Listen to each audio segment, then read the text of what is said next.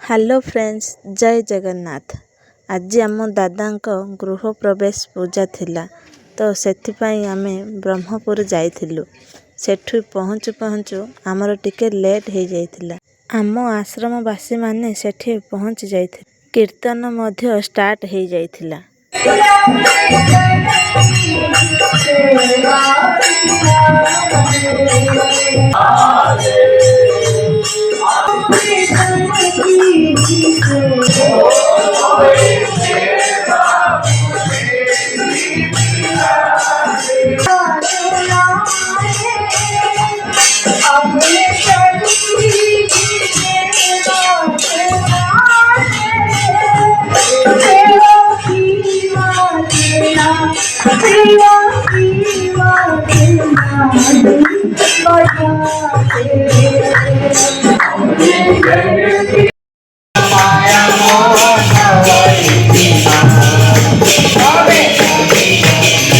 କୀର୍ତ୍ତନ ସରି ମହାରାଜଙ୍କ ଠାରେ ପ୍ରସାଦ ଭୋଗ ଲାଗିବା ପରେ ଶେଷରେ ଆଶ୍ରମବାସୀମାନେ ପ୍ରସାଦ ସେବନ କରିଲେ।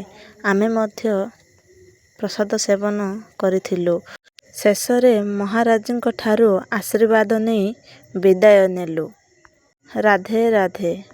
ଯଦି ଆମ ଭିଡ଼ିଓ ଭଲ ଲାଗିଥାଏ ତାହେଲେ ଲାଇକ୍, ସେୟାର, ସବସ୍କ୍ରାଇବ୍ ନିଶ୍ଚୟ କରିବେ। ରହୁଛି। ଜୟ ଜଗନ୍ନାଥ।